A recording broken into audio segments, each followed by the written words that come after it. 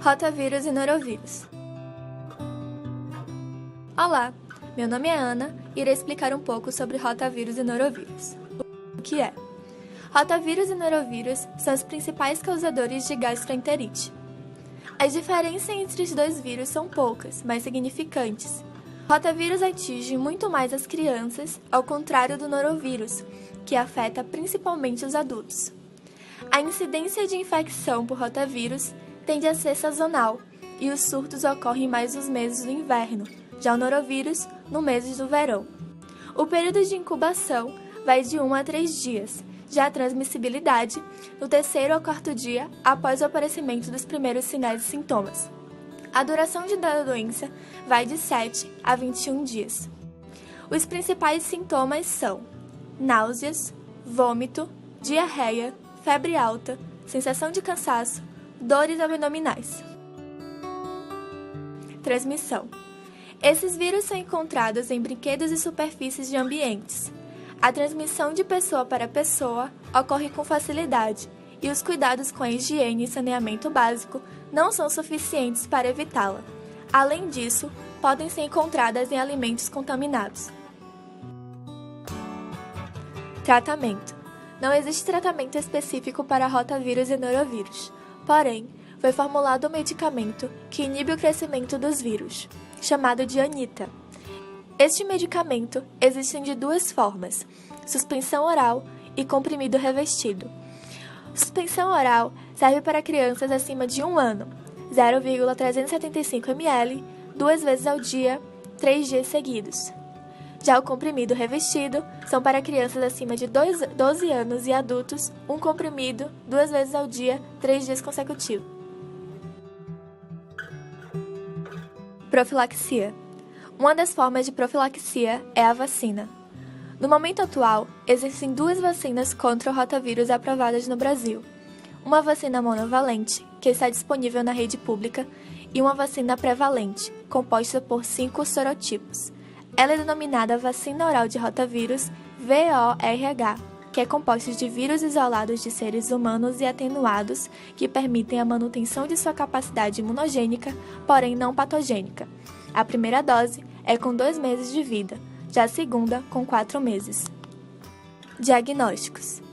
Existem basicamente 3 tipos de diagnósticos: o diagnóstico clínico, o diagnóstico de sangue e o diagnóstico de fezes. Diagnóstico clínico. Quando é feito o exame físico, onde avalia se o indivíduo está desidratado, frequência de micção, vômito, febre e, além disso, é feita uma avaliação do estado mental. O diagnóstico é obtido por meio da pesquisa laboratorial do vírus nas fezes. O exame é feito após o período de incubação.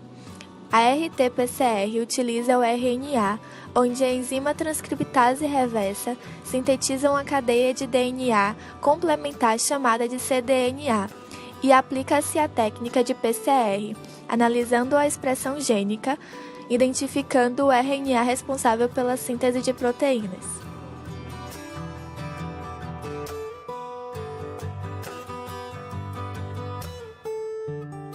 Desenvolvido pelo farmacêutico e mestre em imunobiológicos Valdemir de Castro Silveira, o novo kit para a detecção do principal causador da doença, composto de microesferas de poliestireno e do anticorpo antirrotavírus.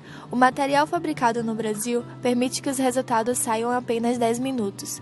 O produto utiliza os mesmos processos já comuns no diagnóstico do teste de ELISA e o diagnóstico em látex. Os custos serão baixos e o uso do laboratório e equipamentos complexos será dispensado.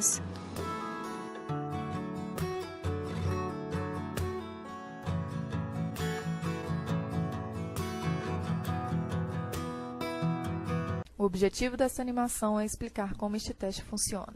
Sorologias no ELISA são feitas geralmente em placas com inúmeros postos de microtitulação, assim como as diluições de soro podem ser facilmente preparadas e testadas. Para entender melhor como este ensaio é feito, vamos olhar de perto o que acontece em um dos postos dessa placa de ensaio. Para realizar o ensaio, os postos são revestidos com antígeno de interesse. Para os testes comerciais, essa etapa é feita pelo fabricante do ensaio. Para o início dos testes, os postos são preenchidos com diferentes diluições do soro do paciente. Se houver presença de anticorpos contra o antígeno, eles irão se ligar a um antígeno fixado ao fundo dos poços, mas apenas os anticorpos específicos para o antígeno se ligarão aos poços. Os poços são então lavados para remover os anticorpos que não se ligaram. Em seguida, é adicionada uma solução contendo um anticorpo animal contra os anticorpos humanos. Este segundo anticorpo é covalentemente conjurado a uma enzima. Os poços são lavados novamente, desta vez para remover qualquer anticorpo conjugado à enzima que não se ligou. Para finalizar, um substrato cromogênico é adicionado.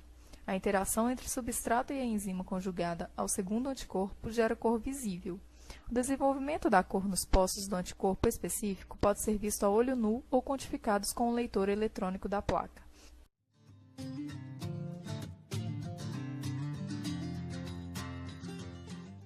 Created using Powtoon.